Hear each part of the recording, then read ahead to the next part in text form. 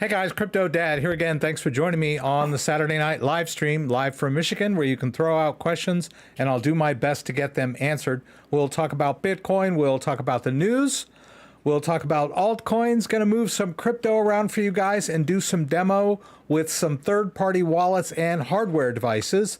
And as always, as I said in the beginning, I will do my best to answer your questions and see if we can't troubleshoot your problems here live. So once again, thank you for joining me. I'm here with the rig and my Bitcoin light back there that my dad gave me for Christmas a couple years back. It's pretty cool. And, there's some questions coming in from TG about sending Bitcoin back and forth between two different ledger devices. So I'll see if I can't help clear that up a little bit. I also have several ledgers and several devices that I access them from: computer, laptop, phone. So we'll play around with that. I'm not quite sure what your confusion is. It's a little difficult, when you're dealing with someone that's coming from a different direction when they talk about stuff. It's hard to get a handle on what the problem is until you can either see them do it or see me do it. So since I really can't see you do it live, we'll see. I'll try to do it for you, and maybe it'll become clear in your head what's going on when we transfer Bitcoin between devices, keeping in mind that the devices don't hold the Bitcoin, they just manage the Bitcoin. The devices are keychains. The wallets are a combination of the device and the software that you're using. And the actual crypto is moving around out there on the blockchain. I know it's a little difficult to get your head around it. But how was that for a transition? Not that great, but that's okay. I'll take it. I'm going to go over to my screen here and thank everyone that's here tonight. Let's see what got Dan jumping in early, helping TG and Lee Giracolone, welcome to the Crypto Enthusiast. Lee is a member, looks like a new member. Thank you for joining. You can become a member of my YouTube channel and support the channel and get perks. And I want to thank all those that have joined. Asil has joined. Looks like TG is also a member because he's got that little Bitcoin icon on there. So I want to thank everybody for helping TG out as he came in early. Kenneth is here early. I want to thank Kenneth, as always, for the news stories. And we talked a little bit about managing AVAX. And I'm going to go over that tonight with using a third-party wallet. I think I posted the video for that yesterday. If you look at my content, yeah, the Master AVAX. I posted that one yesterday about managing AVAX or Avalanche token with the Core wallet. So we'll go into that. I also recorded a video on managing, Solana with the Solflare wallet, which I haven't had a chance to edit and post yet. I'll probably get that one done tomorrow. So once again, if you've never joined the live stream, I've got a little blurb about what we're going to talk about, the news stories. It looks like it might be altcoin season. It took me so long to get Stable Diffusion to give me a picture of myself holding up my finger checking the wind. That's about the best one. I think I tried for like 30 minutes and was just frustrated because sometimes you tell it exactly what you want, but the pictures don't come out right. But anyway, that's me checking the wind and the weather, if you see it. And we've got a bunch of affiliate links down here, a little bit of an agenda of things we're going to try to get to tonight. Black Friday deals are off, but there are deals, holiday deals. Ledger has a deal where you can get the Ledger Nano X or the Ledger Nano S Plus in Ruby Red, which is pretty cool. I'll just link over to that. So yeah, you can get Ledger Nano S Plus 20% off across the board. Ledger Nano S Plus and X, and the Nano Ruby Duo, which is basically just both of them. Anyway, pretty cool stuff. So that's the latest deal. But then I've got affiliate links for all of these. I think there might be one. Keystone 3 Pro Black Friday deal goes until December 11th, which is 2 more days. So if you want a Keystone 3 Pro at a discount, this would be the link for you here. If I can click on that myself. Let's see what we got over here. Yeah, I think it comes out to like $90, man. You can't beat that. View open source code and share to X. Okay. Oh, it's here. Buy now. Yeah, $90.30. Pretty good for a high quality high quality air gapped wallet. Now, I just want to, before we dive in, I want to say that, well, I don't know. I get a lot of comments and things, and this whole thing with Ledger is really exasperating. That people don't trust the Ledger anymore because of this this recovery service, and it's causing it's not. What bothers me the most about it is that a crypto newcomer that would be just fine managing their crypto with a Ledger device, which is very easy to use, and it's compatible with all kinds of different cryptos. It's really a no-brainer for, managing your crypto, but they don't trust it because of all the FUD they're hearing on Reddit and so forth. And so they're like, oh, I'm worried, so I'm going to try to start using a different wallet. I'm going to transfer all my crypto over there. And then they get the new wallet and, I can't figure out how to use it. And I think I lost my crypto and all this. And it's just so sad that, really the problem is up here, this trust issue. And it's like, dude, it's not. Whoa. I guess that was pretty loud. Thank you for that, Joseph. I appreciate it. Out of the blue there, thank you so much for your donation. But yeah, I mean, it's really sad that people are getting confused and mistrustful. There was enough doubt and mistrust in the crypto community over hardware wallets. And, I don't know. It just, and then I had a guy last week that said something along the lines of, you know what, I don't trust Ledger, so I'm just going to take my chances and keep all my crypto on the exchange. And it's like, ugh. Anywho, I won't harp on that. But yeah, I mean, don't screw yourself by trying to be so super secure and so super obsessed with security that you end up losing your crypto. That's what bothers me the most about all that. Anywho, let's go ahead and jump into news. I got a bunch of news stories I want to cover for you guys tonight. The first one is about the subject matter of the live stream. It looks like Bitcoin dominance is at a top. And this is a specialty chart when we talk about the entire crypto market cap and what percentage of that is taken up by the market cap of Bitcoin. And so we call that the Bitcoin dominance because it is dominant, right, percentage-wise, but that percentage kind of fluctuates. So, and this article talks about that. Let's go into it a little bit. Bitcoin analysis suggests that all may not be well for BTC price strength as altcoins make their move.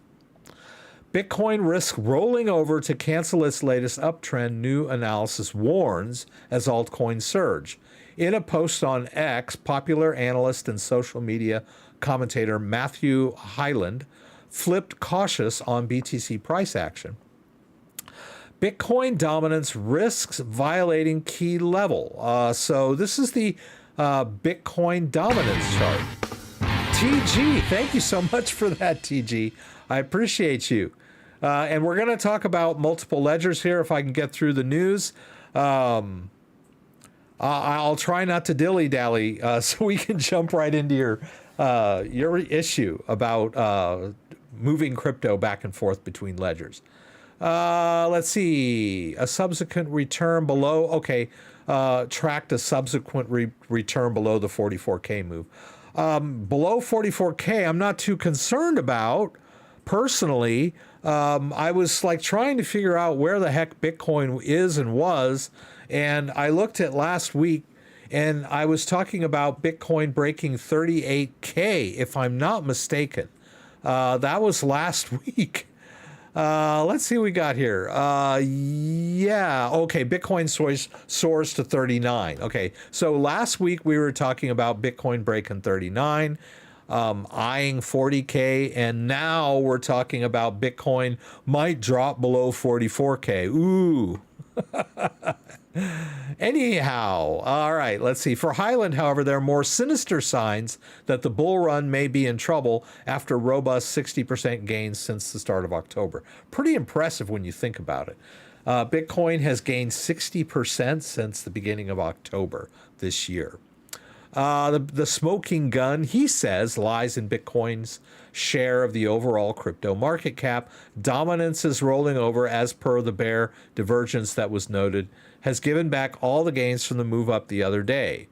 If it breaks and closes below 51.81, that's the dominant percentage of Bitcoin in relation to the entire crypto market cap, it would be the first lower low in over a year and an end to the uptrend, along with a likely top put in.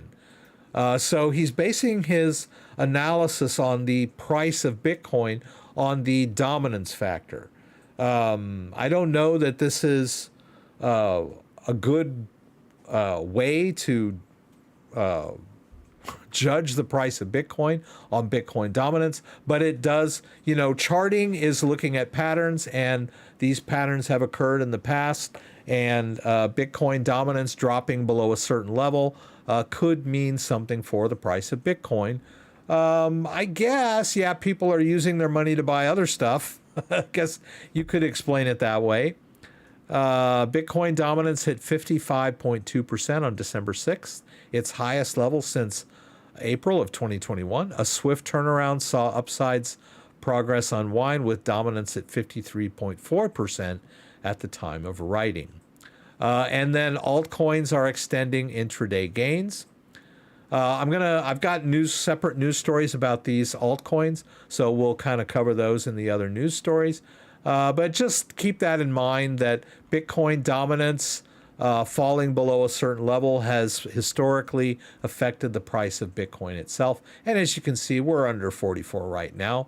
We're at 43,894. If I'm not mistaken, Bitcoin hit a high today, early this morning, maybe in Asia trading, of like 44.8, something like that. Dan, help me out here. I think Bitcoin just hit a 52-week high in the last 24 hours. So, and we've pulled back a little from that. Now, I wanted to talk a little bit about the politics of crypto. The crypto provisions were dropped from the 2023 U.S. defense bill. Unfortunately, the way our laws work now is instead of just coming up with a new law and debating its pros and cons and voting on whether it's a good law or a bad law, Congress tends to create these omnibus bills, these huge bills that are what they call must-pass bills, like, for instance, the defense bill, where, they talk about the defense budget or they formulate the defense budget for the next year. And so they have all these omnibus bills, and congressmen pretty much just have to vote yes or no. And with a must-pass bill, there's not much choice. So the real wrangling that goes on is what unrelated provisions get tacked into these huge bills. And so they were trying to tack on some crypto provisions, and then these crypto provisions ended up getting dropped out of the bill, which is kind of telling. And it just goes to show that maybe there's some forces in Congress that are pro-crypto that are, forcing these provisions to be dropped, because these provisions were not great for the crypto community. So let's see if I can. A joint bill by lawmakers on the U.S. House and Senate that would create anti-money laundering examination standard for crypto assets and require a report analyzing the use of privacy coins or other anonymity-enhancing technology in crypto were dropped. The House of Representatives version of the NDAA did not contain the provisions that the Senate bill did. And these are kind of telling. You look at, anti-money laundering. I don't believe, and I've said this many times, I don't believe that the vast majority of crypto investors or users, hodlers, traders are engaged in money laundering. And money laundering is kind of a hot button, shocking issue. It makes it sound like, you're a criminal, a drug lord or a terrorist or whatever. And, the money, the definition of money laundering is very broad, and I don't think that, and crypto is emergent technology. It's a new thing. I don't think it really fits the bill. And in reality, real money laundering, if you want to call it that, is still like 80, 90%, 95% done with cash. It's not done with crypto. So, but they make it, they make crypto sound like, it's some criminal enterprise, when really what it is, it's a breakaway from the dollar-controlled Ponzi scheme that is our economy, right? It is a decentralized cryptocurrency that can be put back and forth electronically. It's not controlled by any banks or any governments, and that's why they hate it, right? So they want to brand it with all of these labels. But anyway, these provisions were dropped, which is pretty cool. And of course, it's sort of also concerning that they're going after privacy coins now. Ooh, privacy coins bad. We don't like privacy. We're the government. We want to know everything you're doing. So privacy coins bad, right? So, but anyway, they got dropped from this omnibus bill. That's good news, as far as I'm concerned. Let's move on. Crypto is for criminals. Here we go. J.P. Morgan has been fined $39 billion and has its own token. This is funny. I like this story. J.P. Morgan CEO Jamie Dimon is being hauled over the hot coals by the crypto community on X after claiming Bitcoin and cryptocurrency's only true use case is to facilitate crime. Here's the quote from Jamie Dimon. The only true use case for it is criminals, drug traffickers, money laundering, tax avoidance, Dimon said at a hearing before the United States Senate Committee on Banking. Blah, blah, blah. If I were the government, I'd close it down. Jamie Dimon. Thank you, Jamie. But crypto pundits quickly pointed out the hypocrisy of Dimon's statements, highlighting that J.P. Morgan is the second largest penalized bank, having paid $39.3 billion in fines across 272 violations since 2000. According to Good Jobs First Violation Tracker. About $38 billion of these fines came under Dimon's watch, who has been CEO since 2005. Talk about being a effing hypocrite, said crypto lawyer John Deaton. Jamie Dimon is in no position to criticize Bitcoin with this sort of track record. Noted that banks worldwide have paid $380 billion in fines this century. J.P. Morgan agreed to a $75 million settlement with the U.S. Virgin Islands in September over allegations it enabled and financially benefited from Jeffrey Epstein's sex trafficking operation. In October 2013, the bank paid $13 billion, the largest fine in corporate history, for fraudulently misleading investors over toxic mortgage deals. Toxic investments fall in value significantly, causing the market collapse. Several JP Morgan traders were also investigated for manipulating various metal futures markets between 2008 and 2016 and agreed to pay nearly $1 billion to settle the investigation in September of 2020. So who's the criminal now, right? Jamie Dimon seems confused. He says the only people who use Bitcoin are criminals, traffickers, and money launderers, but he's actually just describing JP Morgan and their clients. First of all, you can't shut down crypto. They've tried. If they could, they probably would have by now, but they can't. Oh my God, this is crazy. Yeah. Hey, human interest story. I wanted to cover this story. It's about CZ and Binance. Binance was a free and open cryptocurrency exchange, open to anyone that wanted to trade, right?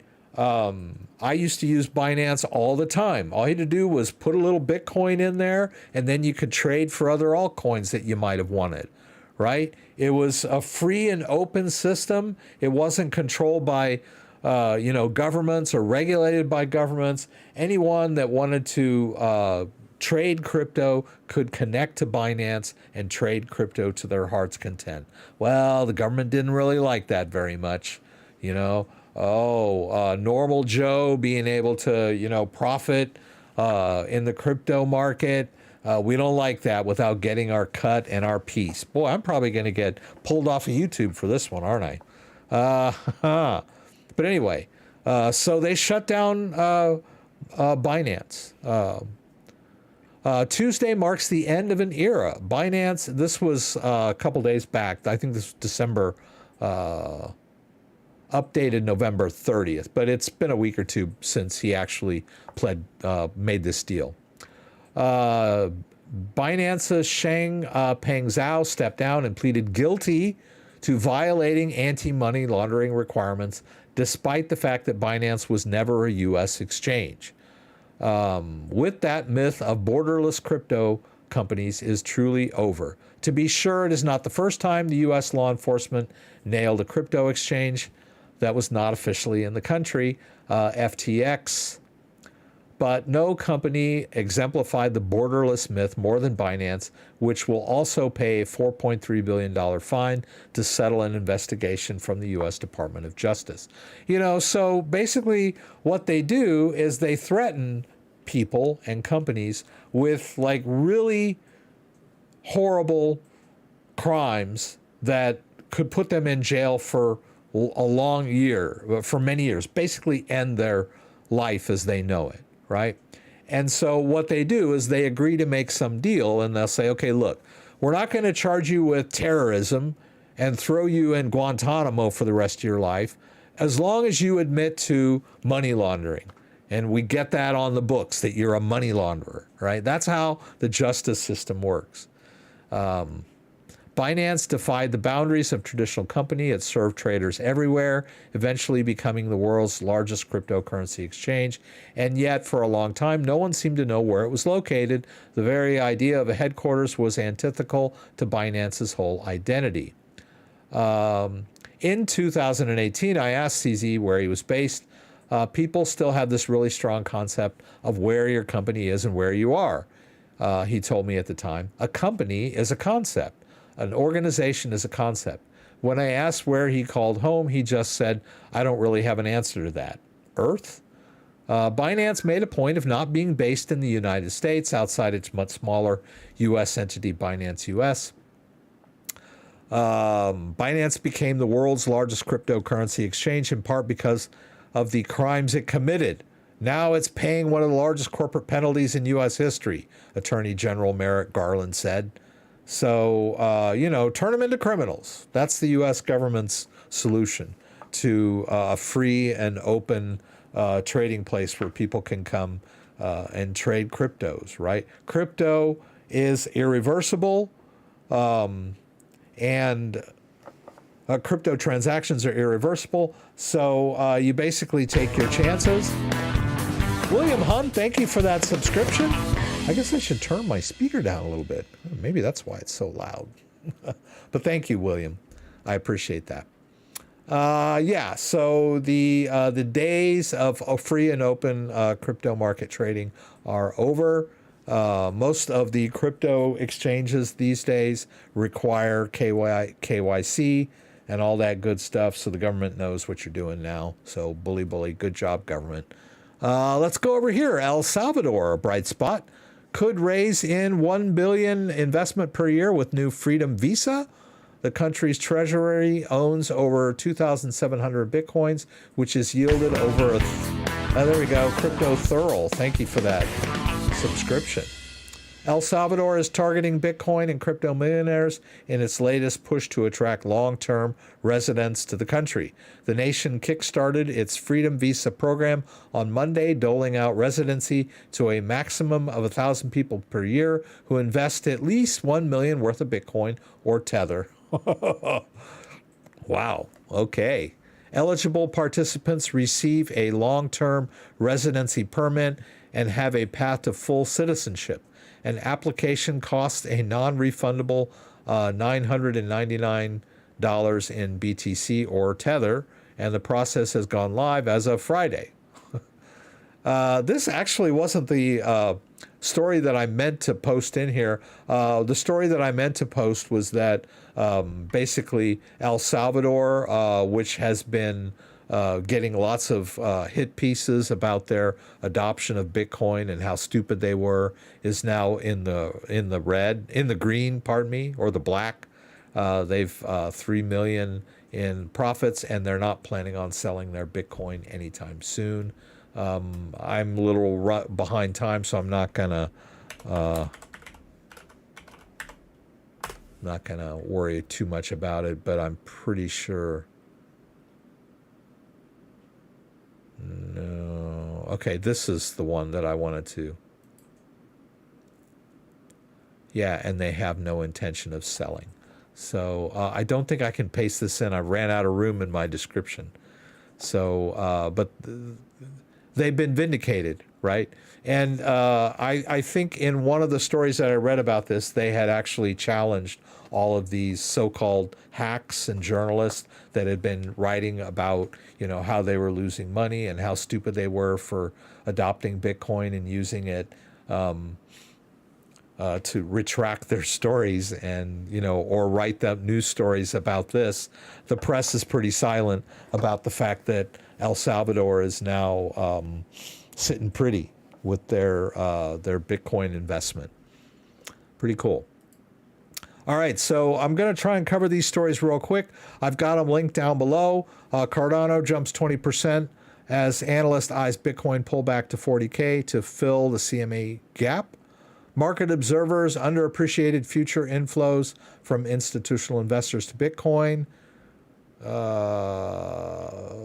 Native token tied to layer 1 blockchains gained the most Friday, with Cardano being the best performer as steady Bitcoin fueled capital rotations to altcoins.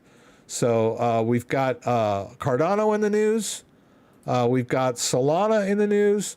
Sol surges 13% as Solana NFTs overtake Ethereum. Bonk up 26%, which is a Solana token on their chain. I'll demo that a little bit tonight when we talk about the wallets. And then Avalanche flips Matic, Tron, and Link to become a top 10 crypto. AVAX is now a top 10 cryptocurrency by market cap.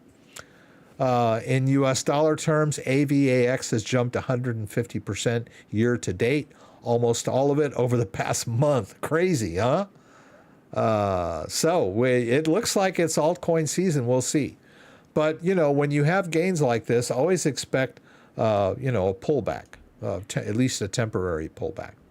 Let me see if I can get caught up here with the stream. A lot of people here tonight. I want to thank Joseph for being here, TG for the donation, Evelyn Mitchell here, only 12 minutes late. Fine, that's great. Better late than never. Bitcoin up 10.25% this week, as Dan points out. JDO, Bitcoin dominance is of many indicators that can show macro trends, but no indicator is to be viewed on its own for decision making. Thank you for pointing that out. JDO, I've heard it's all a bit restrictive. Trying to do Amazon affiliate through is impossible. On December 5th, BTC wicked up 45K, but only for a short time. Okay. All right. Is there a way we can keep US Tether on Cardano blockchain, like how we keep it in Binance Smart Chain? I don't want to pay crazy gas fees, but at the same time want to be on a safer blockchain than Binance Smart Chain. I don't know about ADA. I'm pretty sure ADA has a stable coin on their chain. If you're looking for something as an alternate to Binance Smart Chain, you might want to check the AVAX chain or the Polygon chain. Both of those chains have stablecoin. NFO, thank you for the subscription. I want to get dive in here and talk about moving crypto back and forth between Ledger devices. And remember, Ledger devices do not hold Bitcoin per se, right? They are simply managing blockchain assets. Let me see. I'm going to, yeah, I can't have two ledgers plugged in. I can't plug in two ledgers at the exact same time. But I can transfer. So basically he's saying, okay, well, I have a ledger. And let's go down here in my accounts and let's get rid of some of these accounts. They're just kind of confusing the issue. And you can remove accounts. Your, yeah, I don't know what that is either. I'll remove this. Just trying to clear the air here just a tad if we can. So we're going to do Bitcoin main. Now, the first thing we want to do, if we have a device, right, this has 0 Bitcoin on it. We want to confirm that this account is in fact tied to this device, right? Because I've got lots of different devices all over the house. I have created several accounts. So if you have an account, the first thing you want to do is just confirm that it is tied to the device you think it's tied to, right? I know what, this is my go-to Ledger X. I'm just going to connect it, and then let's zoom in just a tad over here and see if you can see my device. Okay, I need to do this. Whoops. Okay, there you go. It's upside down at the moment. That's okay. I'm going to go ahead and enter my PIN.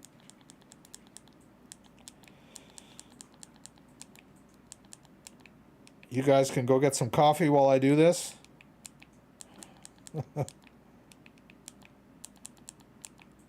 Okay. So we've entered our PIN. We're at the home screen of the device. All right. So we have a Bitcoin account. We want to confirm that it is tied to this device because MG, was it MG? TG, pardon me. TG said he's got 2 ledgers. I think he has multiple ledgers, but he's focusing on, I have a ledger, number 1. It's on computer number 1 or laptop or wherever. And now I have ledger number 2, and it's on computer number 2. And I'm trying to move crypto back and forth, and the addresses don't match or something.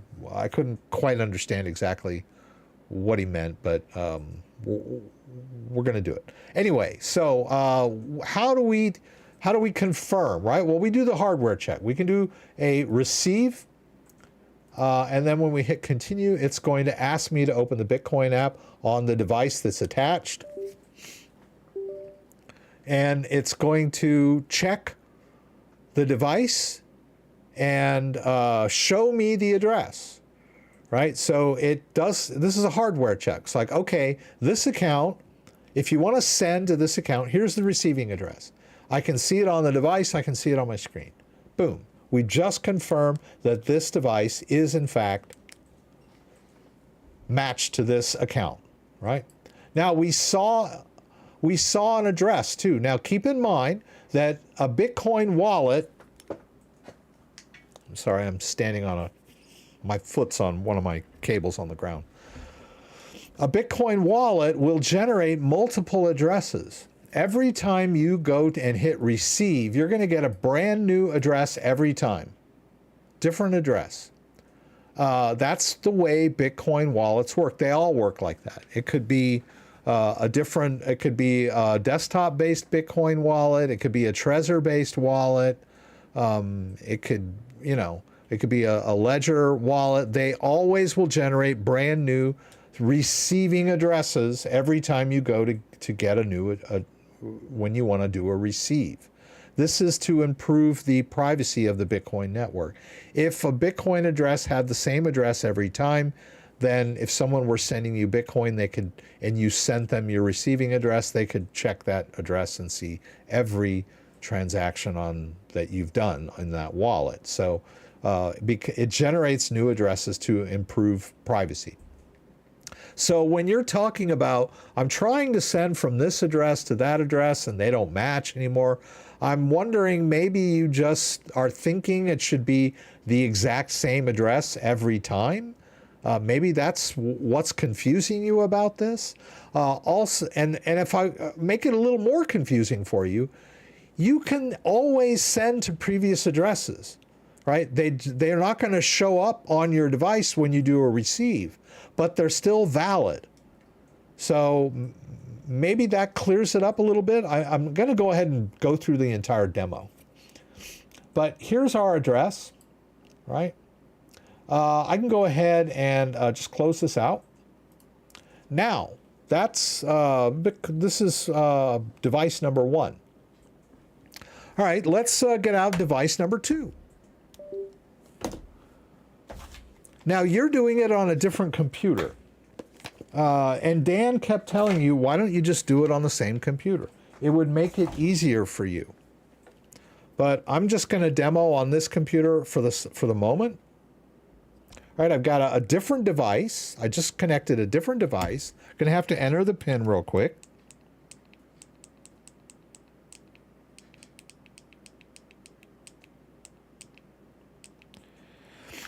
All right. Where is this? Okay.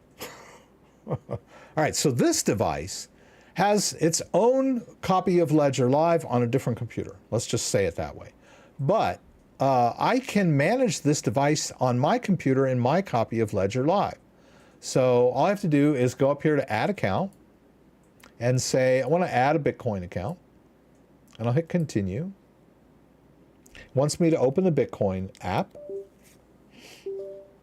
It's going to scan the device for any existing wallets. And it found some Bitcoin. Lo and behold, I knew that it would. What are we going to call this? Let's call this one Bitcoin. We'll call it Bitcoin second. Just, whoops.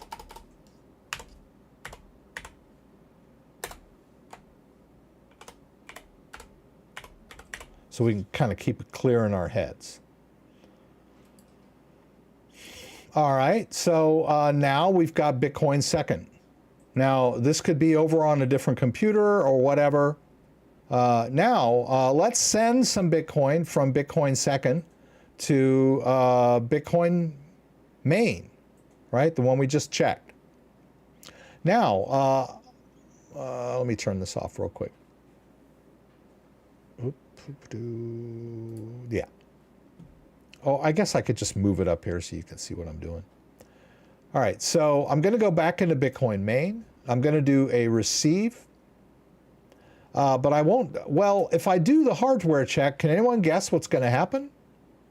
It's going to tell me something's wrong. This is not the right device. This is the other device, right? So maybe that's what your problem is. You're getting this something went wrong error message because you're trying to check the wrong device. So you might want to try and figure out which device belongs to which account. And you can do that by doing that receive, that hardware check. I'm not going to do the hardware check. I'm just going to do the receive and skip that by saying I don't have my device, right? It's just going to give me the address. The same address we just saw, right? We know it's the correct address. Let's go, we'll get rid of this. Let's go back over to the account that is associated with this device, the one I'm holding in my hand right now. We'll do a send. We'll paste in the address of the first device. We'll hit continue, and I just want to send a small amount. The problem is when I send fairly small amount, look, it's going to cost me $14 in Bitcoin fees. Bitcoin fees are really high right now. I hate to bring that up and spoil everyone's party, but that is the case. So you're going to get high fees when transferring Bitcoin, even, you know, peer-to-peer.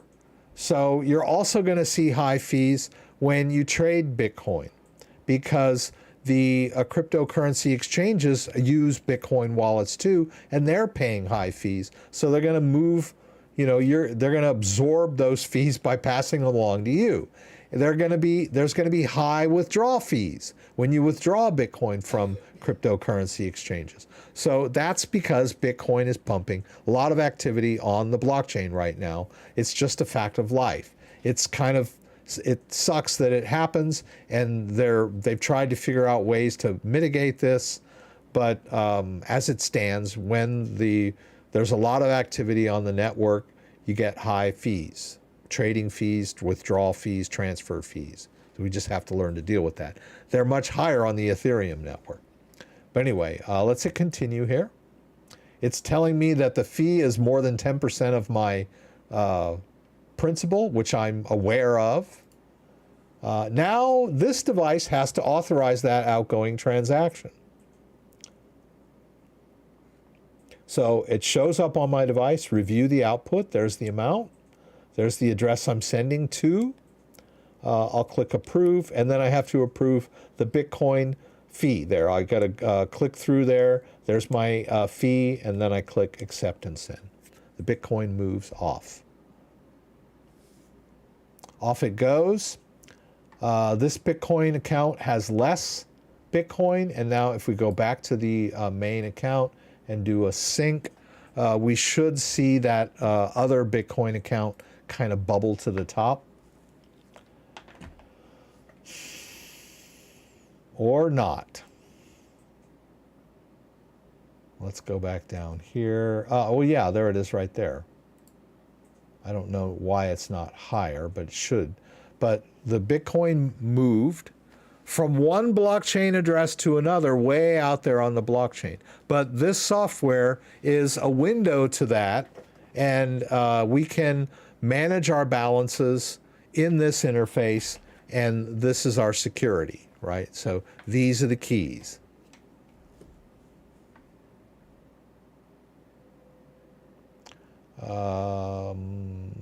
Okay, so I want to go back to the main account. Okay, there. So now Bitcoin main is higher up on the list because there's more Bitcoin in there. So that's how you move Bitcoin from one device to the other.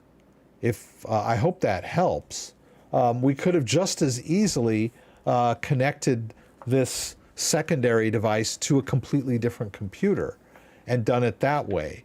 Then it might have had a feeling you could sink your teeth into because the device is on a different computer, but it works the same, right? And I guess let me just real quick, let's see, that one's over there. I'll go ahead and disconnect this. I'm going to try this. I know it's not going to work very well, but I'm going to try it anyway. Let's see if I can get this to work. All right. Let me see if I can connect this thing.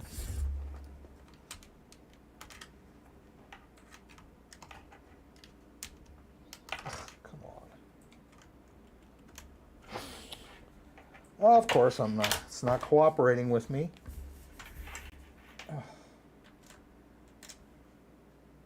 Is it just me? Okay. Having trouble connecting a USB port to my computer. All right, so I have this laptop over here, and here's that same device, right? We're connecting it. And can you sort of see it? I've got to enter my PIN.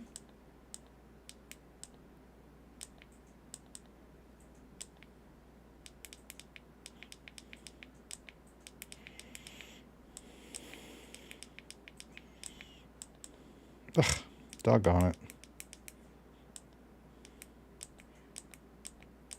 Forgot this device has a different pin than what I'm used to using. Okay.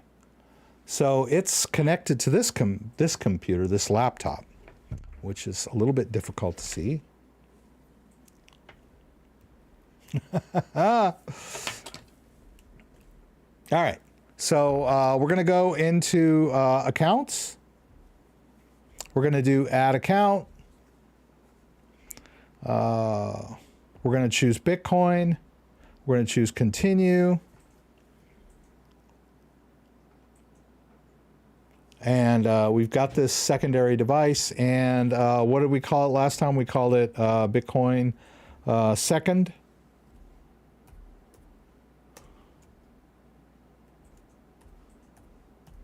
It doesn't really matter what I call it. I'm doing this for my own sanity.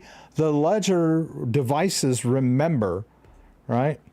But now you can see I've got Bitcoin second device, and that's the same balance we had over on the other computer. So I could just as easily have sent Bitcoin from this computer because I've got this device connected, right? So it doesn't really matter what device you have it connected to.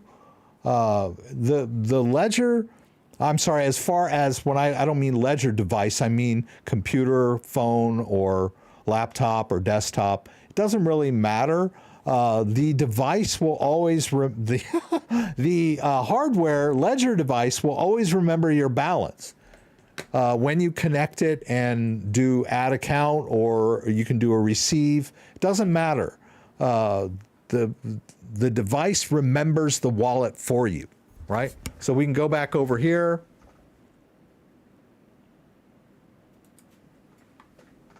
Right, there's that same account right here. Boom. So I added it over on that computer in Ledger Live, and I added it on this computer in Ledger Live. I could have wiped Ledger Live completely off the laptop and done a fresh install and done the same thing. Add account, connect device, boom, there's the balance. Right? So I'm, MG, I sure hope this helped you, because you kept saying stuff like the receiving address didn't match the sending address or stuff like that. And then keep in mind that, like, if we go back to the original incoming transaction on this account, I can see there was the original Bitcoin address right there. I can copy that into my clipboard, and I could send to this address all day long if I wanted to. But when we do a brand new receive, well, I sent from this one. But if I were to do a receive, it's always going to give me a brand new sending address. All right. Now, yeah, I'm just going to bring this over here. Try not to get confused, because I don't have the devices labeled per se, but that other device is a little newer and cleaner than my go-to device. I'm going to go ahead and enter the PIN on this guy. Again, spent a lot of time entering PINs. Yeah, that's security. Okay. All right, so I got this guy open now. And I wanted to show you, demonstrate how to manage crypto using third-party wallets.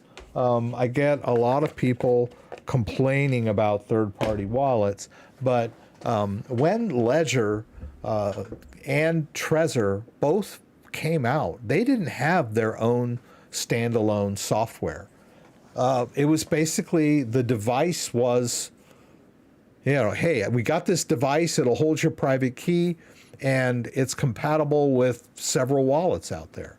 So there was no like connection between like, okay, Ledger is a device and it has its own software, and I can use Ledger software to manage my crypto. It wasn't like that in the beginning. It was like, okay, there's this Ledger device and it's compatible with Bitcoin.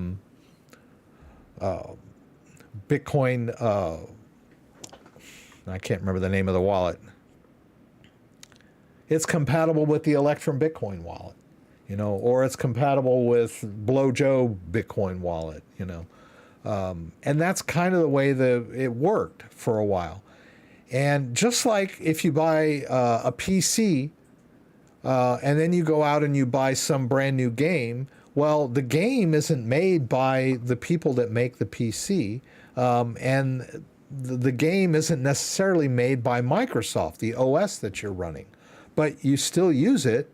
So I don't understand why people have this aversion to a third-party wallet when it's like, okay, Ledger made the hardware, or let's say they made the PC, and I want to run a particular software on there that's flexible and powerful. Like Microsoft, well, let's not use Microsoft Word. Let's use Adobe. Let's say, oh, I want to run Adobe Photoshop on my computer. And then you're like, yeah, but I don't really want to run Adobe Photoshop because, my computer runs Windows. Doesn't Windows have a photo editing software? Well, yeah, it does, but it's really Mickey Mouse.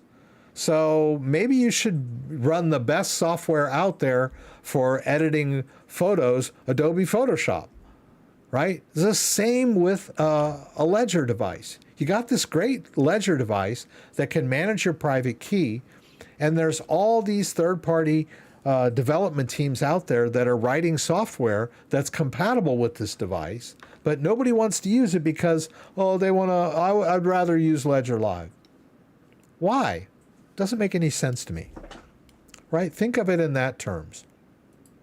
So first of all, we need to sort of, if we're going to use third-party wallets, we need to be out of Ledger Manager here. If you're in the My Ledger section of Ledger Live, it's going to interfere with the device working with other wallets. All right? So the easiest thing to do is just quit Ledger Live. So I want to show you a wallet that works with Solana. Well, let's start with Solana because someone asked me in an email earlier today to do some demos with Solana. Right?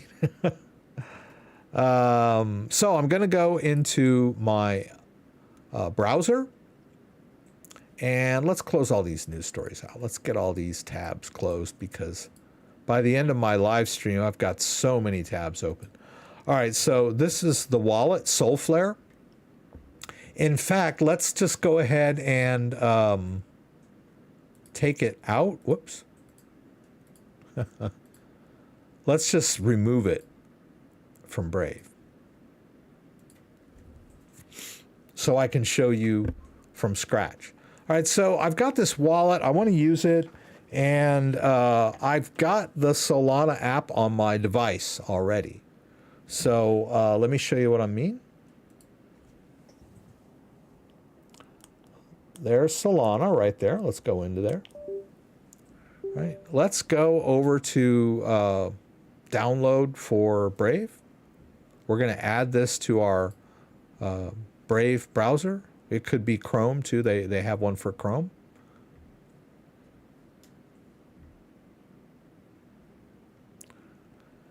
All right, and we can pin this if we want to so that we have quick and easy access to it.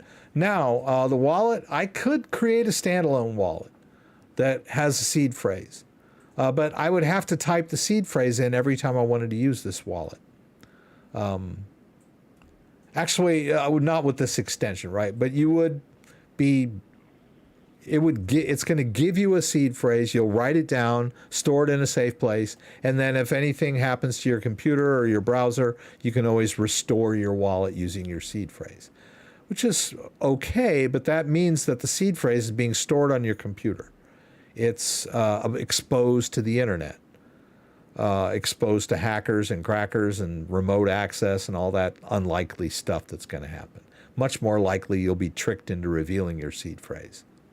I've said that many times. But we don't have to create a brand new wallet here. We can say, oh, I want to use my Ledger or my Keystone. Note, there's only two options, Ledger or Keystone. There's no Trezor. There's no One Key. There's no Engrave.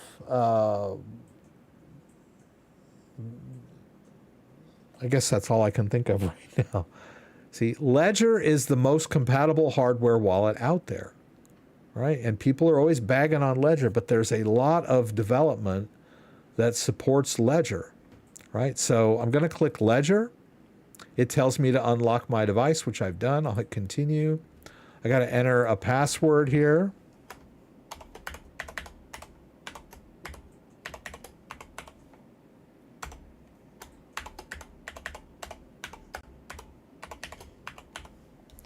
Hit continue. I've got the Solana app open. It's scanning my device, looking for existing wallets. It found it right there.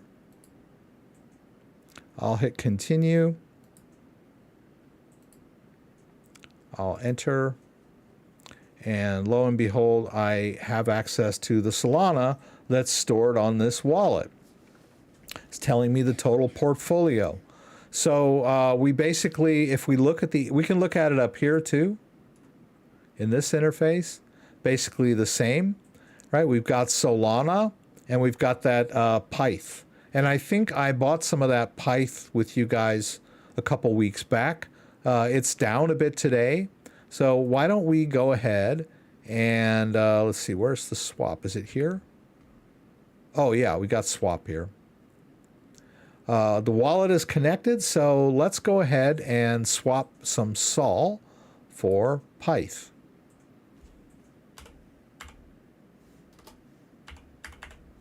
If I could spell it. Oh, it's a Y. There it is. Okay. Let's say, let's do one Solana. Let's go crazy. For some Pyth, right? It's going to give us 158 Pyth. Price impact 1%. We're going to do a swap. Now notice, I've got to confirm this on my device, right? I've got blind signing on this. I have to do that for swapping, right? Got to have the blind signing enabled, which reduces security slightly, but it's still more secure than swapping on a hot wallet, right?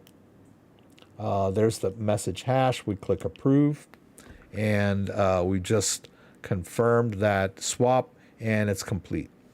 So we have less Solana now and more Pyth. So if we go back over to Ledger Live and take a look at my Solana account,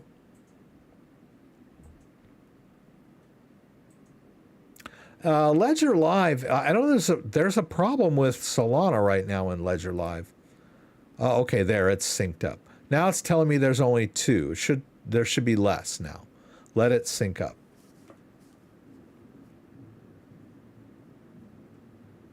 Give it a minute, if it will.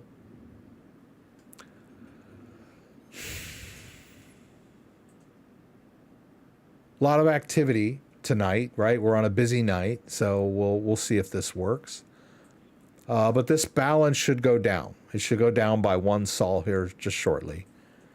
We're looking at this, and it didn't. Okay. Yeah, I should have said that I sent some Sol out, but it's not synced up yet. So Ledger Live is great. You can manage a lot of crypto in there, but it's sort of like a Swiss Army knife. It does so many things. We might even refer to it as bloatware.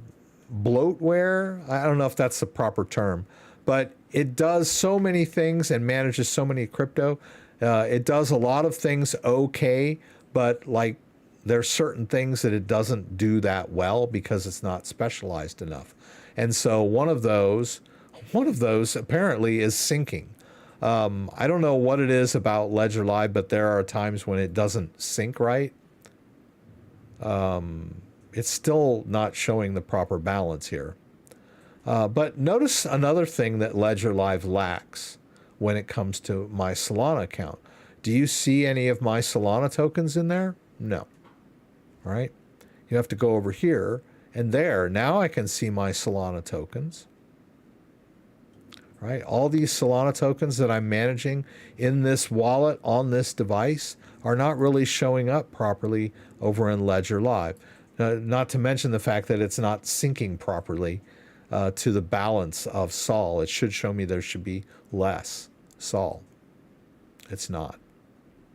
You can stake in Ledger Live, but it's not always like #1 up to date without glitches, right? You're much better off staking over here. And I don't know if I'm staking any Sol here right now. No, not staking any Sol. All right. Now, I did want to show you another thing that's kind of cool. If we disconnect this device and get this other device, I'm going to connect this device.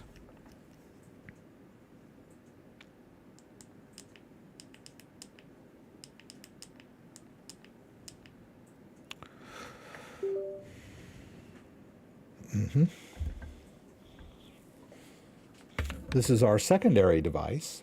Let's go over to the Sol app. Tim Whitsitt, thank you for that subscription. I appreciate it. Let's see, can I do it here? Where can I do this? Maybe I can't do it in this. Wait, here. Here. All right, so I want to add a new wallet. All right, so I'm going to add wallet, and I want to connect it to this ledger. Connect the ledger and unlock it, which I'm going to do. It's scanning this device.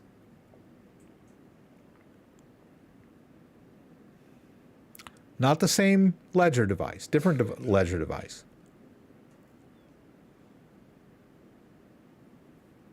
Take a minute. There it is. Lo and behold, it found some Solana in here. We'll go ahead and import this one. Now we have more than one wallet connected to different devices, right? So we can, I don't like the fact that the names are different. So let's call this one, we'll call this Ledger Second. We'll just call it Ledger Second because it doesn't give me unlimited room for a name. We'll close this out. And so there, we've got main ledger and ledger second, and we can flip between them. And look at the portfolio. We'll notice this one has a little bonk, right? We were talking about bonk earlier, right? So it's got some Solana and some bonk. So I can use the Solflare wallet, not only in my desktop here, but I can do it up here as well. And so I can flip between different devices. I can manage more than one wallet and more device. I could send Sol back and forth if I wanted to. So for example, if I want to go over here to Ledger Second and do a receive, there's my Sol address. We'll go back over to Ledger Main. And we'll go into Sol, we'll do a send. Let's do 0.5. We'll send to, I can paste in the address, but I could have even just pulled it up because it's being managed by this wallet. All right, we'll hit send. We'll choose send again, and it's not going to work because I have the wrong device attached. Yeah, I gotta get the original device, the one that's being managed, that's managing this balance, right? And the ledgers remember, even though maybe I don't. But the ledger will tell me, hey, you got the wrong device attached. But it wasn't a very informative message, right? It was just like, can't do it. Let's try it again. See, now it comes up on the device because I have the right device attached. Let's go over here. Approve. Off it goes. So there's less Sol now. And then if we go over to that other Sol account, ledger second, we can see there's more Sol in there. I don't see a transaction history though. Let's go back here. Not really. Oh, activity. Let's see what we got there. Ah, see, it shows the transfer from one to the other because they're both being managed in this wallet. So I transferred 0.5 Sol from my main ledger to my secondary ledger within Solflare. Pretty cool, huh?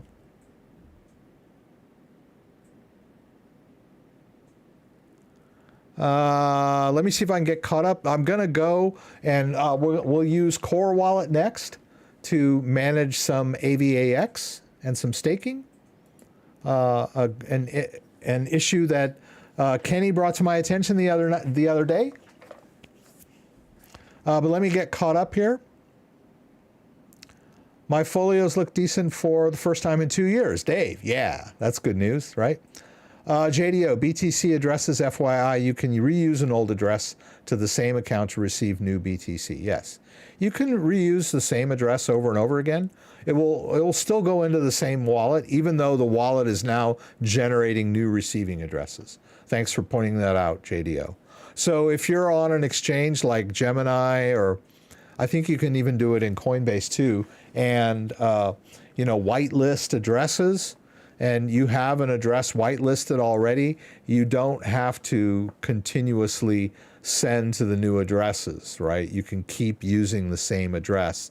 Like if you're doing dollar cost averaging, you don't have to, you can safely send to the same previous addresses that your wallet generates.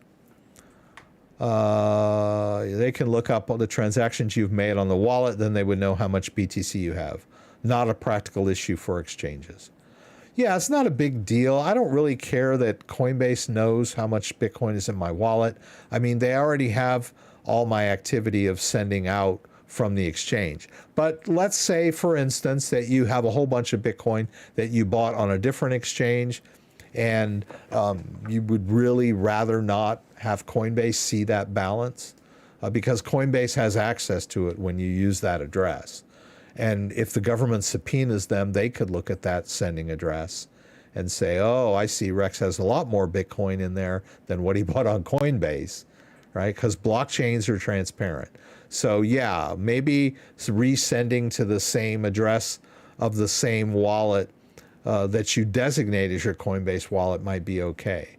But if it's like your main Bitcoin wallet that is got coming in from all different places, you might want to do, generate those new addresses every time. And that's what I do in Coinbase. If I'm sending to my Bitcoin wallet, I just generate a new address. It's easier to whitelist addresses, but it's more private if you use the Bitcoin wallet the way it was designed and generate new addresses. Let's see, Tillery Mills. Token high rollers, BNB Smart Chain. That looks like spam, but I'll ignore it for now. Oh, not spam. Okay. You've been in crypto over 3 years, not financial advice, but take a look. Yeah, you're telling people to check out a coin. So it is spam, as far as I'm concerned. Yeah. You say you've been following this channel for some time, but I would appreciate it if you didn't give financial advice or tell people about other cryptos. Yeah. Oh, I can't do it there, can I? I have to do it over here. Yeah.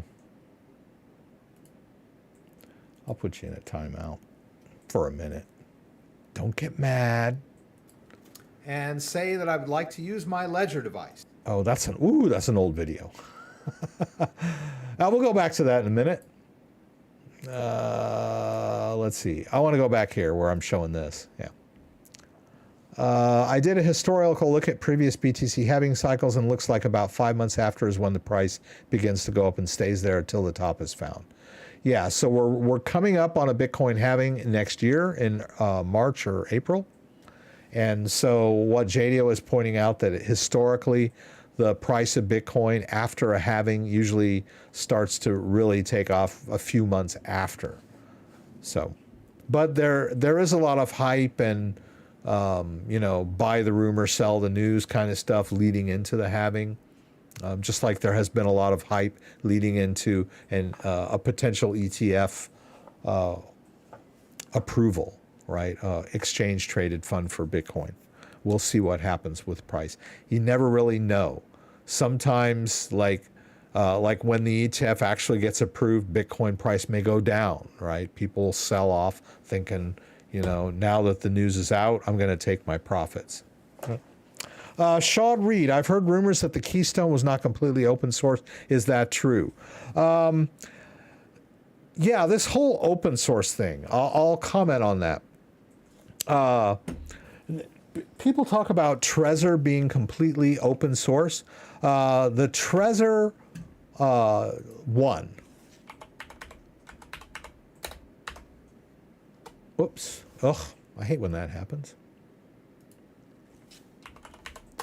The Trezor 1 is like the original Trezor hardware wallet. Now, Trezor had a philosophy of making their software, their Trezor Suite software, their firmware, open source, along with the architecture of the device. This is wonderful and great, but it does expose the device itself to someone that might try to analyze any of its bugs, because they have full access to the code. And this is what really open source software is all about. There are open source projects like Linux Debian, and that lends itself very well to that sort of open source model. But I don't know if it's a great fit for hardware devices. People always say, oh, I want open source. But in the past, because it's open source, there have been known exploits. Now, I don't want to scare you guys. I don't want you to, don't trust Trezor. No, I'm not saying that. I'm just saying that there are trade-offs to every strategy. So Trezor devices, they found a vulnerability, they exploited it, they posted it and said, hey, we figured out that there was a known vulnerability because we were able to analyze the firmware and the software. We found it, we exploited it, and look, we can do this. Well, but they had to have physical possession of the device, right? This is not a remote hack. Well, what happened? Trezor fixed it, right? Well, about a couple years later, somebody found another vulnerability in their software, firmware, wherever, and exploited it on their device, right? That somehow they were able to extract the private key, but they had to have physical possession of the device, not a remote hack. Trezor fixed that, right? So there's this trade-off with open source. Everyone is like freaking out about Ledger because they're not open source now. But the reality is, any device that uses a secure element chip has a component that is by design secret. That is the idea of a secure element chip. Trezor has a new device that has a secure element chip. The Trezor Safe 3 has a secure element chip, which is by design secret, right? And it's EAL6 Plus certified. So the idea here is, okay, I have this chip that does something secret. It manages my private key. It's usually made by a third party that is has its own, and now I want to say a trade secret. It's it's secret because they don't want other people to be able to make their chip. So what goes on in the chip is a trade secret, right? So they sell the chip to Trezor. Trezor uses it because it does what it does, and it does it well. But what goes on inside there is secret. It's not open source. So thank you, Lee. Jesus Coin again. Okay. I'm going to give you a pass on Jesus Coin because it's Jesus. And I know you've been in here before. More power to you. But yeah, I mean, try to take it with a grain of salt, y'all. I haven't even looked at if there is such a coin. I'm assuming there is. The way that these security things work is they are tested by a third party for does it do what it's supposed to do? And it does it by analyzing inputs and outputs without knowing what's going on inside. And so your question was about Keystone. Is it completely open source? Well, no, because it uses a secure element chip. Well, the secure element chip is EAL, right there. Triple secure element chips. Offline storage. See, they have 3 different secure element chips. This is what makes hardware wallets secure. But what goes on inside these is not open source. They're trade secrets by whoever makes the chip. Right? Because if they made it like public knowledge, then Joe Schmo could make his own. Right? They worked hard designing this chip. Right? It's patented, pending, or whatever. But what happens is third-party companies test. This is nothing to be worried about. Right? Don't worry about this whole open source thing. It's not really that great of a fit for a hardware wallet in the first place. It's great for software. But for a hardware wallet, yeah. Now, Ledger has the least amount of transparency because they have their own operating system. Their software, their OS is not open source. Now, Keystone does. Keystone has open source software. So all of the software that runs on the device is open source. But the secure element chip is a secret, and that's hardware anyway. So is it fully open source? Yes and no, right? And this applies to a lot of different hardware. Ngrave.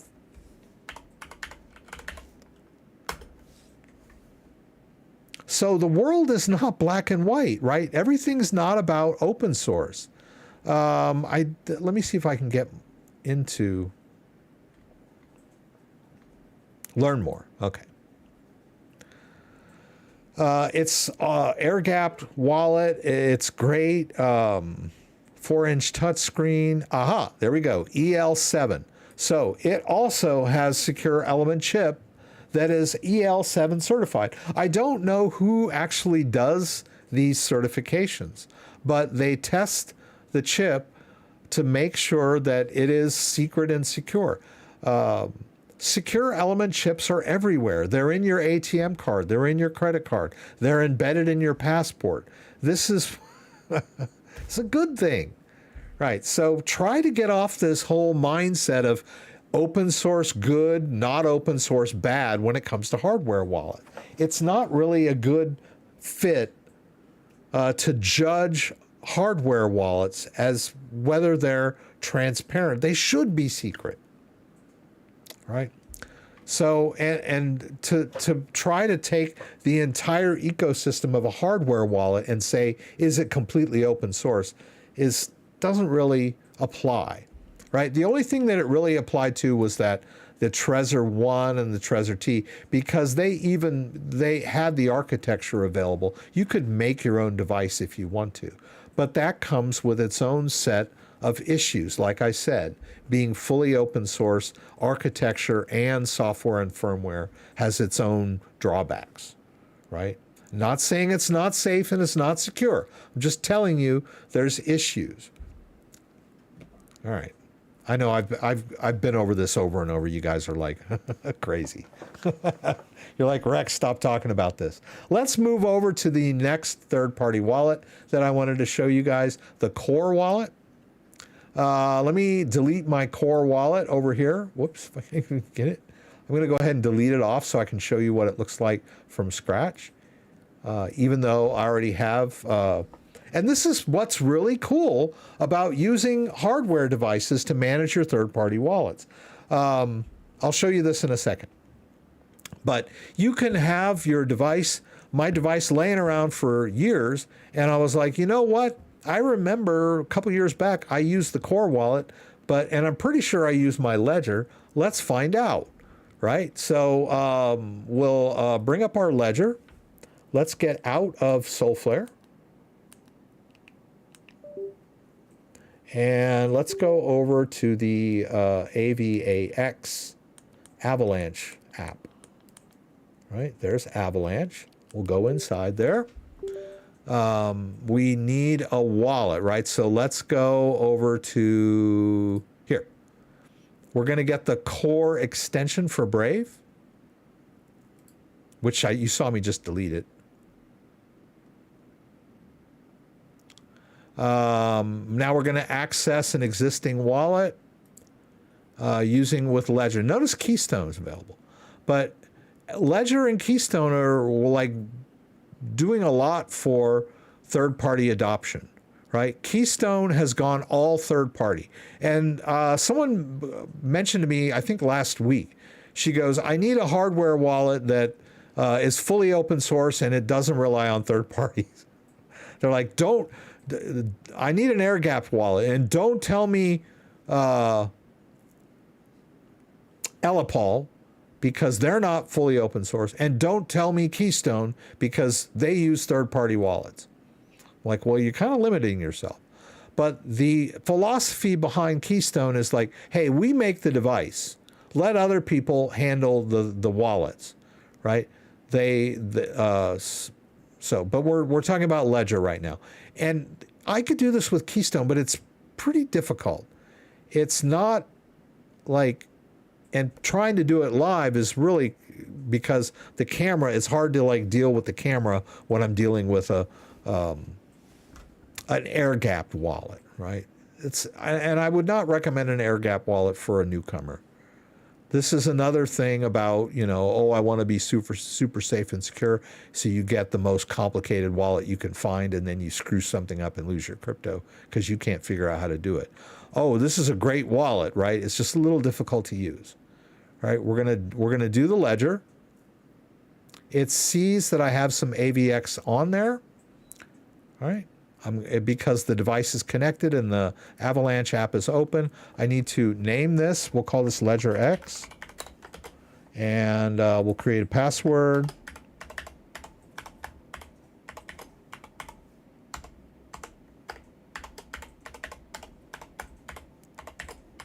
I hope I didn't fat finger that.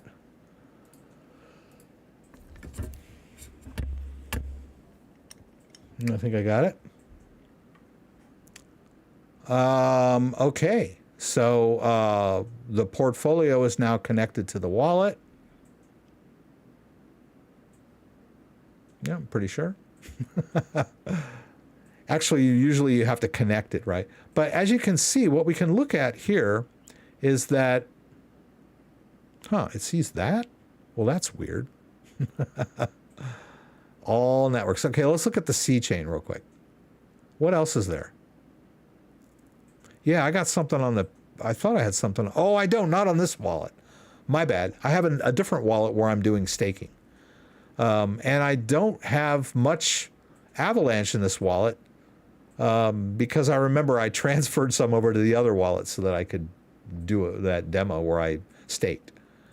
In order to stake, you need to have at least 25.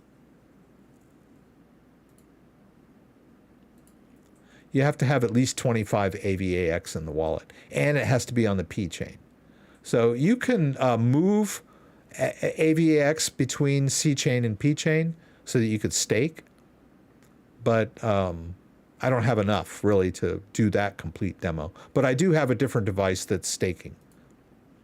But notice how I'm able to manage all of these. I can even manage some Ethereum in Core Wallet through the AVAX.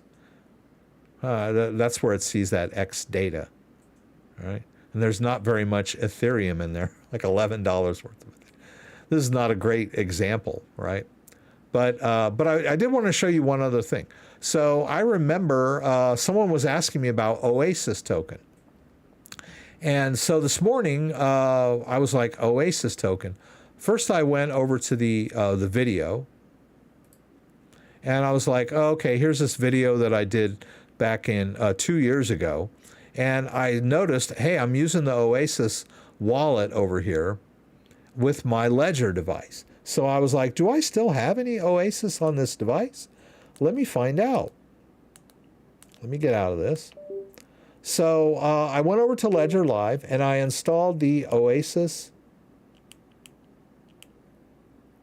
If I can find it. Maybe, okay, yeah. I reinstalled the Oasis app because it wasn't on my device.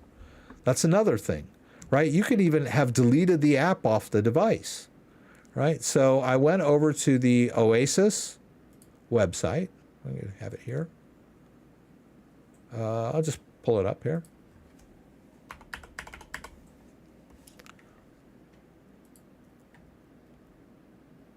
Oh, I want the wallet, right?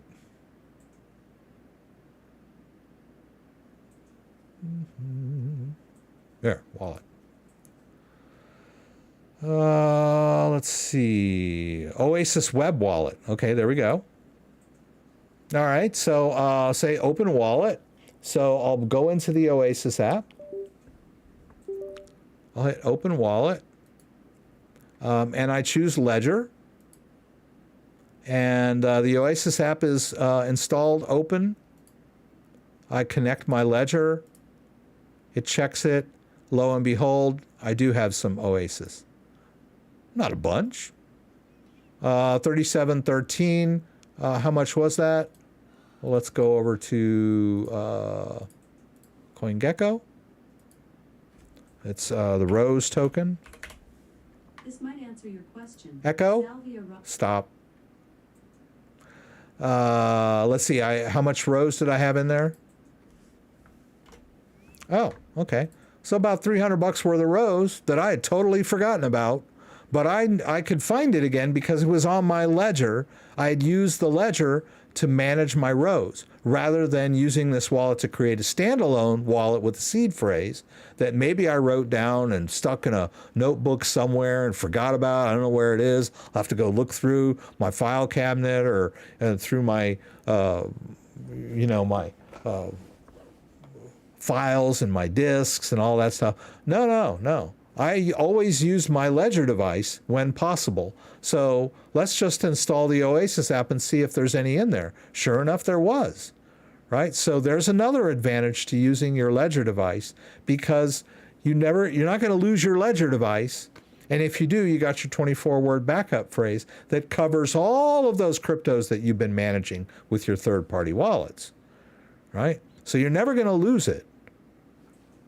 That's what's cool about it. I just discovered I had about $300 worth of Oasis token that I stuck on my Ledger like 2 years ago, right?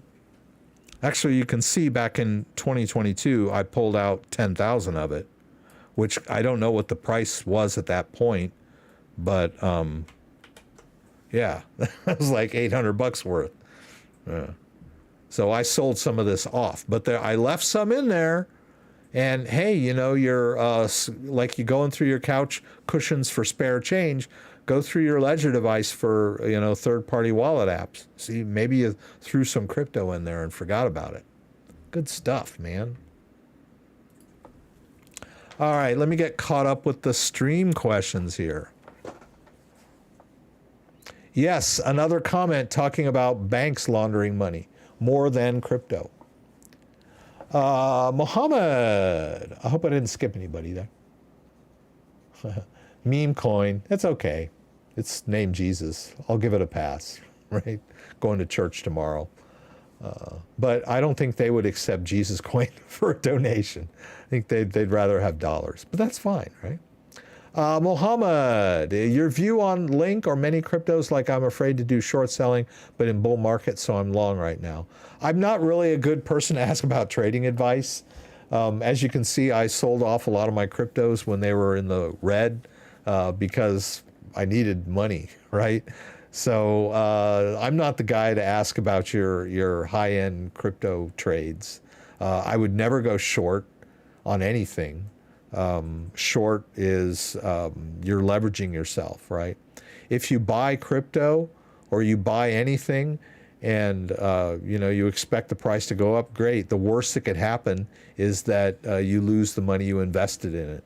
But if you sell something short, you could lose more than you put in. So I'm not going to go into that kind of stuff. Birds, bees, and trees. What does open source mean? No secure element chip. Why wouldn't I want EL6 certified? Yes, that's exact. Yeah, I don't know if you asked that question before I got done with my whole open source thing, but the idea of open source lends itself much more fully to software. When we talk about open source, really what that term was invented to apply to software projects, like software projects out there on GitHub, right? So when we look at software like Debian, GitHub, open source software projects can be put on GitHub where people can look at the code, revise the code, and then there's a group of developers that can review the code and decide whether it needs to be, augmented or incorporated into the main branch. That's open source. That's really what the term open source applies to most specifically. To take the term open source and apply it to a hardware wallet, it's not really a good fit, right? Because a hardware wallet has software, firmware, and hardware.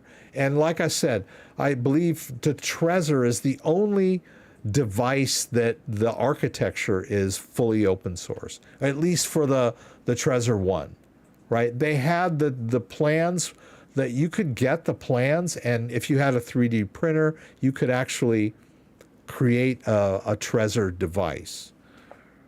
But most hardware wallets have secure element chips, and that term open source does not really apply to secure element chips.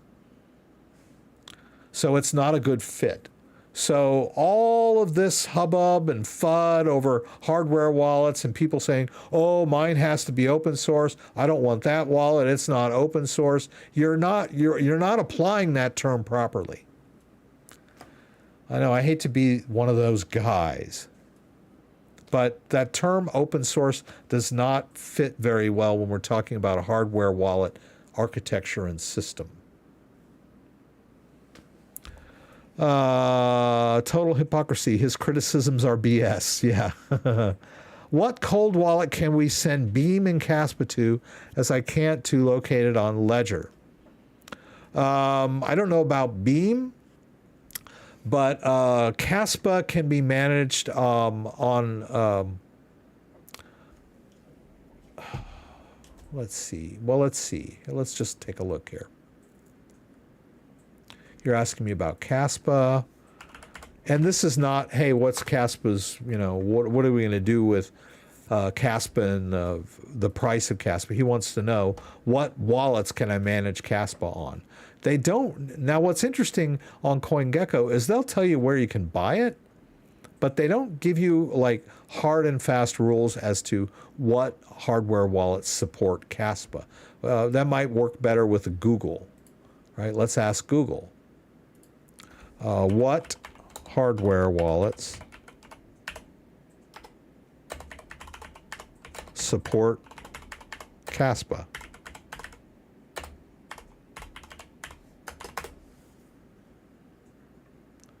Okay, so here's a little article about storing Caspa. They talk about CAS. First they say Uphold. Well, Uphold is not a wallet, first and foremost. It's not a wallet. It's an exchange. It sort of acts like a wallet, but it's not, right? Uphold is an exchange. And even if it were a wallet, it's not a hardware wallet. It's software-based, right? So we can strike that one. Caspa Web Wallet. Okay, that's a wallet, but it's not a hardware wallet. It's a software-based wallet. It's a desktop-based wallet. It's a great place to store Caspa, but it's not a hardware wallet. KAS BEAM looks like a KAS-compatible wallet for iOS and Android devices. That's a wallet, but it's not a hardware wallet either. It's a phone-based wallet. The private key is stored on your phone, so it's not really a hardware wallet. OneKey. Okay, that fits the bill. OneKey is a hardware wallet, and it supports Caspa. So I've done some reviews of OneKey. It's a great company, very nice people. I've dealt with them. I like their wallets. They have secure element chips, but they're mostly open source. Very transparent software and hardware. It's a great wallet. I don't demo it enough on my live stream. I have some laying around, but it's not compatible with like every third-party wallet out there, but it does support Caspa in its OneKey. They have their own software. I got it here somewhere. Yeah. And you can store Caspa in the OneKey wallet. I think I was there. Let's see. There's the Touch. There's the Classic. I thought that I had put some Caspa in here. Maybe I didn't. I thought that I had.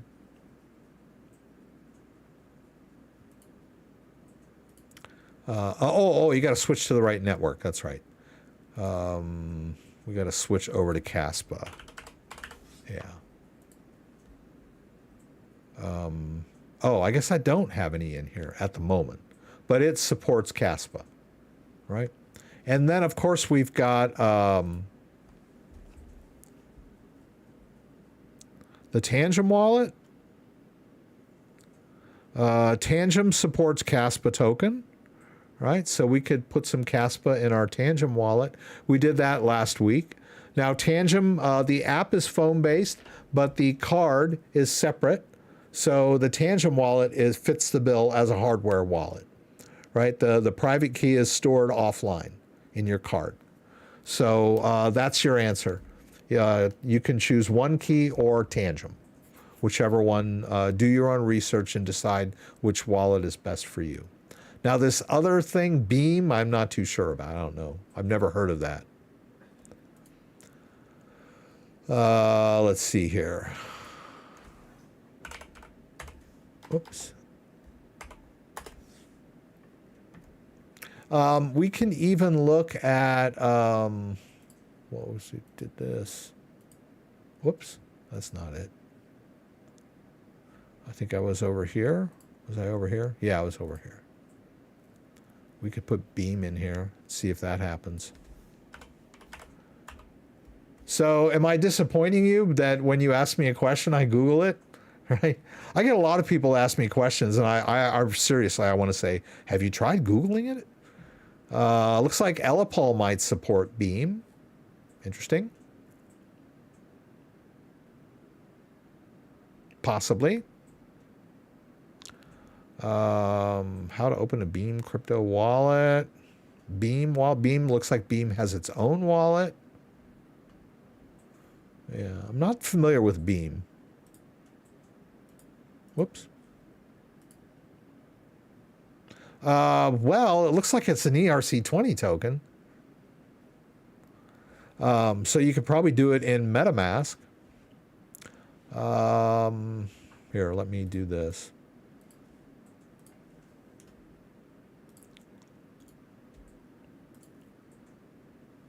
All right, let's open up MetaMask. Oops.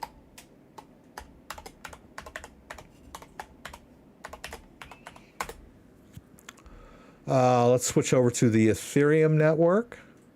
This is my Ledger device. Yeah, we'll stick with this. No, let's go to Ledger 2.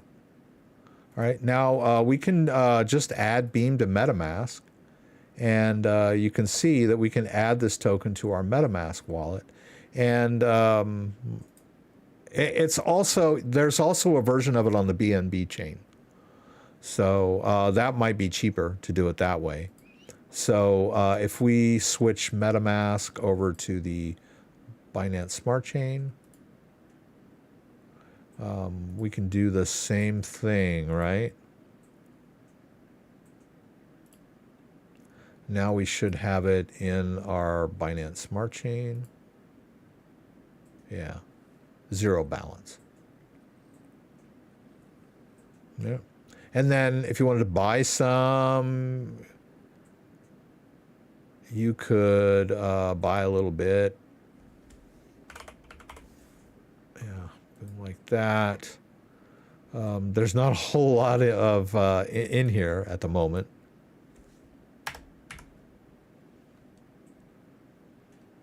I don't know how much that would be. It's not a lot, but you could do it, right? Yeah, I need more BNB. I can't really do it. I don't have enough BNB in this wallet. But yeah, so you could get Beam. Now you ask, what a hardware wallet? Well, I can use my Ledger to do this, right? Because it's an ERC20 token or it's a Binance Smart Chain token. So you can easily manage in MetaMask a Ledger or a Trezor device, right? Or a Trezor Safe 3. So I guess that leads me nicely into MetaMask. And the great advantage of using MetaMask with your hardware devices is that you can add new coins. Oh, see, I had 10 cents worth of this coin back in the old days. You can connect your hardware device to MetaMask and manage tokens that, you know, your device is protecting the private key. Now, the interesting thing about that, though, if we go back over to Ledger 2, is I can see Beam on my Ledger, in my Ledger account in MetaMask, but I can't over here on the exact same Ethereum. Whoa, what's that? Ouch, that was weird. Whoa, whoa, whoa, whoa, whoa. What are you doing to me? I don't want to reset. Invalid time value. Holy moly, what was that all about? Let's just relaunch Ledger Live and see if we can get past that. That was weird. Never saw that before. That's scary. Let's go back over to accounts. Let's go back to that Ethereum. Oh, they did it again. Okay. I guess don't go into that account. Let me try a different account.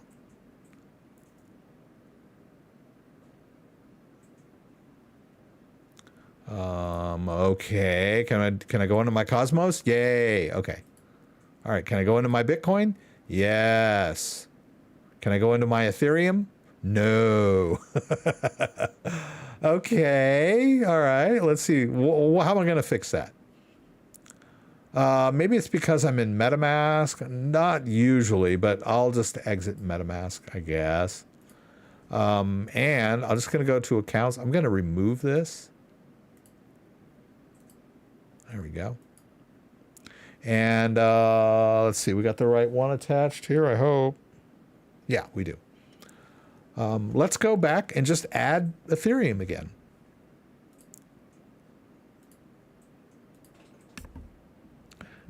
Okay. Let's turn this guy back on. What's it going to do? I'm going to hit continue. It's going to bomb me out of Oasis, tell me to open Ethereum. It's going to scan my device, look for any existing Ethereum wallets. It found that. Okay, there it is. It's right there.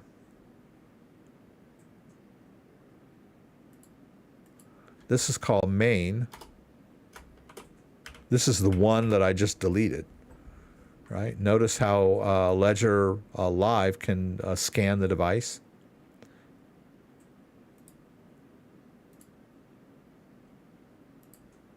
There. Now I can go in there. Okay. Now, if I go down into my tokens, I'm not going to see that Beam token, right? Because it's probably not supported by Ledger yet. It might be, but you said it wasn't, so I'm assuming that it's not. When I store Beam in my, over in MetaMask, let's say, oh, even if I did it on the Ethereum chain, right? I can see that I have 0 Beam in there, wherever it went. Yeah, there it is, right? But it's not going to show up over here, right? I probably need a balance or whatever, right? So there are tokens that you can't see in Ledger Live, even though they're in the wallet, because you're managing it over in MetaMask. So MetaMask, you can add tokens by their contract addresses, manually add support for tokens, right? The token exists. It has, it has a contract address. I can manage it in MetaMask, but maybe not in Ledger Live. Ledger Live doesn't have that flexibility. It won't allow me to simply manually add a token by using its contract address. I have to wait for Ledger to support that token. One of the drawbacks to managing ERC20 tokens using Ledger Live as opposed to using a much better, more powerful, flexible wallet like MetaMask, right? And I can connect my device to MetaMask and manage what, see, there's the address, 2445, right? If we do a receive, same address, same wallet, same device. I'm just using a better software to manage it. Thank you, Jackson Flower. So cool stuff. Third-party wallets. Oh, I would be remiss if I did not mention Keplr. Let's get out of this. Let's see if I got my Cosmos on here, which I do. Let's go to Cosmos. First thing I'll do is I'm going to go over here and delete Keplr. Where is the... okay. Is this it? Oh, okay. Yeah, let's get rid of Keplr. Okay. All right, so let's, Keplr is another third-party wallet that does a hell of a job managing Cosmos-based tokens. Let's find it. All right. Let's install Keplr. I want to do it for, I'll do it for Chrome. Right, I'm going to add Keplr to Chrome. We'll add the extension. All right, here we are with Keplr. Let's use the connect hardware option. All right, let's go ahead and turn this camera back on again. I've got the Cosmos app ready and open. We'll click connect hardware wallet. It's not compatible with Trezor, but it works with Ledger and Keystone. Again, Keystone's been doing a hell of a job getting third-party support for their hardware wallet. They must be glad-handing all these developers, right? I'll probably have to do a separate video on using Keystone with all these third-party wallets. But it can be problematic. The problem that I have with Keystone being an air-gapped wallet is sometimes in order to set up this wallet, it needs to use my webcam, and that's always been problematic for me. Maybe it would work better on my mobile, but yeah. But anyway, Keystone Wallet's a great wallet, but I wouldn't recommend it for newcomers, right? Or if you're going to use it, just kind of, I don't know. Anyway, let's connect our ledger. We got to name it. Let's see. What are we going to name it? We'll call it Ledger X device. Whatever. And then we'll put password. Do this.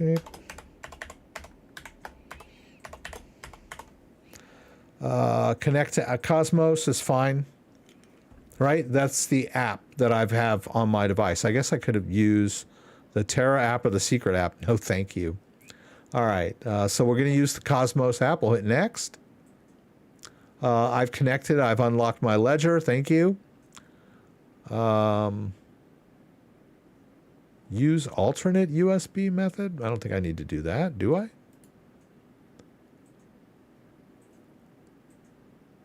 Ooh, there. See? It sees all my balances. So it's saying, okay, well, what chains do you want to use? Well, I've got a bunch of tokens that I've already put on here. So I'll go ahead and manage those chains too. We'll hit save. This Axe, someone asked me about this.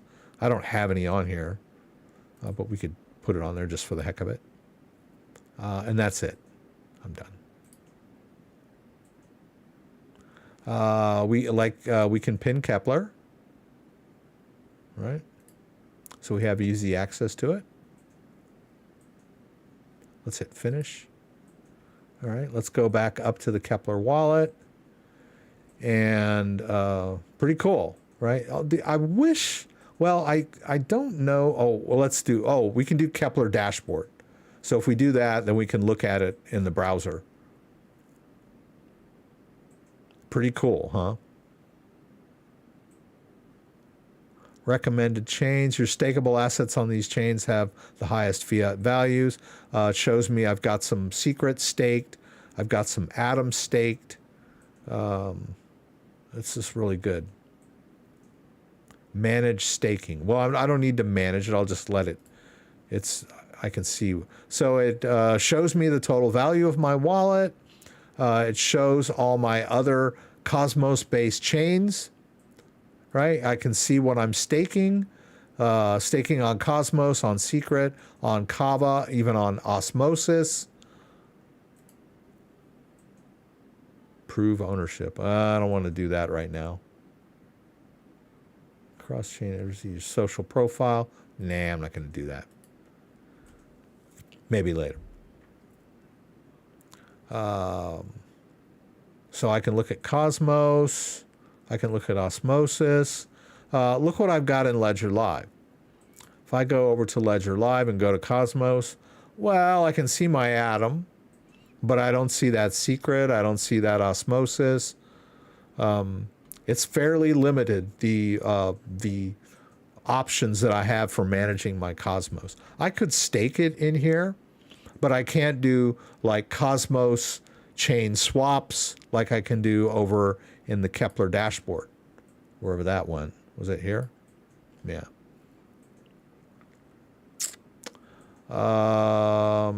Let's see. I think Keplr wallet will let me do swaps, right? So I can do swaps on the Atom chain, even between chains, it looks like maybe. All right, so we could do swaps. We can do all kinds of cool stuff over here. I'm not going to swap any of my Atom out right now. So let's see. We've got a total of 37 Atom and 6 Atom available. The rest of it is being staked, like the 30 Atom is being staked. Oh, pretty cool.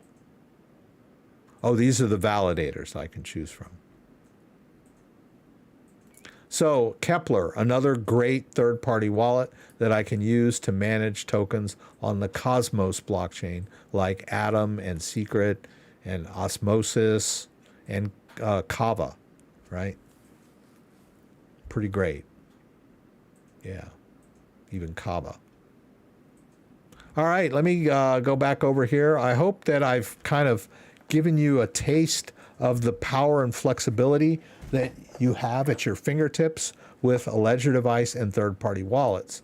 Some of the other hardware wallets have their own software to manage coins, but the Ledger seems to have the most support in the developer community. I wanted to mention something. I had an email from Ledger that I wanted to share with you guys. If I can find it, I may have closed it out. Yes. I got an email from Ian Rogers over at Ledger. Ledger was the first and only wallet to support Taproot on day one. Ledger is the first to support Bitcoin Miniscript, a dynamic and customizable framework for setting spending rules that can enable features such as inheritance and shared treasuries. Talk about it in the latest blog post. I haven't had a chance to look into this. Ledger remains the only open development environment on top of a secure element on the planet. 2 years ago, we introduced the Ledger Development Portal, a hub equipped with all the essential resources for developers building on Ledger's OpenStack. To date, Ledger supports over 10,000 coins and tokens on more than 70 blockchains and 200 dApps, well, in Ledger Live. And that's just Ledger Live. I mean, there's all these third-party wallets that support the Ledger device. Anywho. Great stuff. I guess next I'm going to have to do a little experimenting with my Keystone, but it looks like Keystone supports a lot of these third-party wallets too.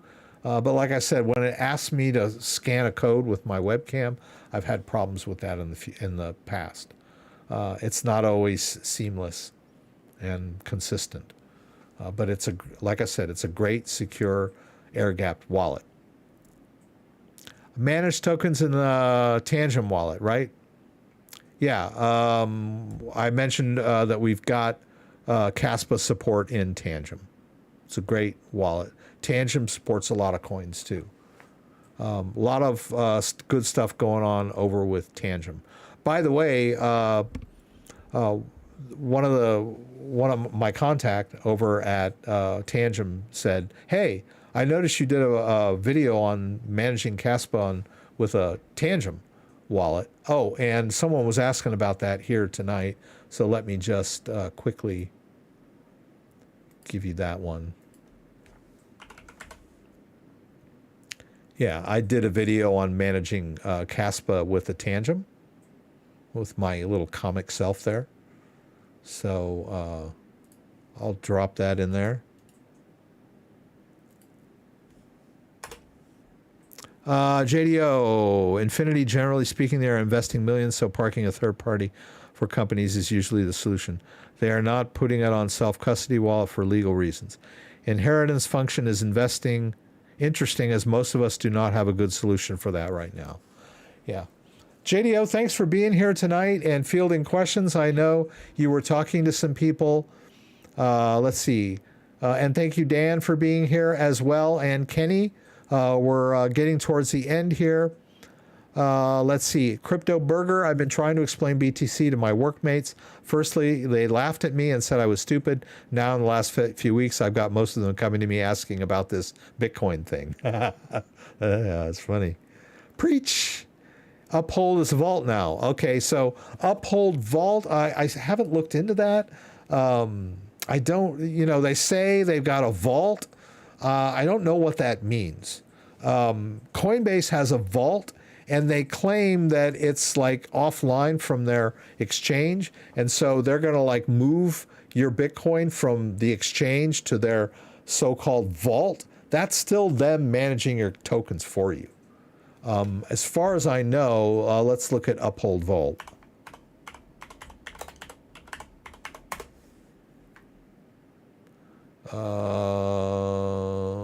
Uphold Vault. Okay. Oh, okay. What is Vault? Vault is the first multi-sig assisted self-custody solution integrated with a major digital asset trading venue. Vault affords customers unequivocal control over their assets while providing a safety net against the loss of key. Okay. The solution allows users to manage the movement of funds seamlessly within the Uphold app. This is made possible by a multi-sig solution where 2 keys, including a backup, are controlled by the user and one by Uphold. So yeah, I mean, it's an interesting thing. I don't know that it's a wallet that you download. I'll have to look into it more, but they have one of the keys. So it's a interesting solution but it's very similar to Ledger Recover in that, okay, we're going to help you manage, a key. We'll hold one key, you hold the other two or whatever, but you still, the only way to manage the crypto is with their key in conjunction with yours. So it's not really full self-custody. Multi-sig is great, like in a decentralized way. You can do multi-sig at home and have separate keys. So like you can hand out a key to your mom and your sister and your brother and yourself, and you guys like have a pool of crypto, and the only way to access it is if you're all present. That's cool. That's like the submarine, can only launch missiles when two people turn the key. That's cool. But I don't know if I want Uphold having one of my keys. It's still like a centralized custodial type solution, even though supposedly it's more secure and offline. I don't know.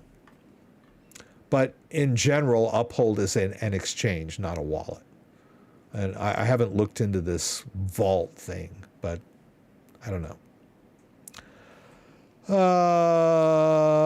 Where do ISO investors store newly released tokens? I'm scared to buy new and exciting tokens because I don't know where to store them. Generally, when people buy new tokens, they do it on the Ethereum chain and they use MetaMask. They use their own wallet for those like airdrops and those ICOs and that stuff. That stuff is very risky. But if you have a MetaMask wallet protected by a Ledger device, as far as your physical security of the tokens goes, you're in pretty good shape, right? You just got to know what you're doing with a wallet, right? But yeah, if you're scared, then maybe you might want to have someone else manage the tokens for you. But I don't know there are any firms that will actually do token custody for you. I'm sure they probably would. Yeah. So I'm going to go ahead and get signed out now. I want to thank everybody for being here. I think we had a pretty good session with no crackling or popping of my audio, no muting of my mic, no cameras failing. We did pretty good tonight. I was pretty careful today to unplug my extra devices and do a clean reboot and make sure everything was working before the stream. So I'm just going to have to make sure I go through my checklist from now on and make sure that everything's good before I jump into the stream. As I mentioned, thank you, Kenny, so much for being here early and sending me all the news stories. Thank you, Dan and JDO, for moderating. Thank everyone. I want to thank everyone that donated. Let's see. We had Lee and his Jesus coin. Thank you. I always appreciate your donations. TG donated a bit tonight. I thank you for that. Joseph donated as much as always. Thank you much, Forstall, for all you do. And Lee Gialoni and TG are new members to my channel. I appreciate that. And once again, thank you everyone that commented and asked questions. If you were just here reading, I appreciate you too, just bringing up the numbers. So once again, I will do this every Saturday, 6 p.m. Eastern Standard Time. Join me again for the live stream from Michigan, where you can throw out questions, and I'll do my best to get them answered. Also, check out my Wednesday morning hardware wallet roundup. I do that every Wednesday morning at 9 a.m. Eastern Standard Time. So if this is a bad time for you, if you're watching this after the fact and you want to see me live, maybe check me out on Wednesday mornings at 9 a.m. Check out my channel for new content. As I mentioned, I just dropped a new video yesterday. You can check out my standalone content and then subscribe to my channel if you want to be alerted whenever I post new content. If you like this video, give it a thumbs up. And thank you once again. I hope to see you again next time I'm online. So thanks again, everyone. Have a good night. Yeah, I might have to go through this video again myself, Evelyn, to catch everything that I talked about.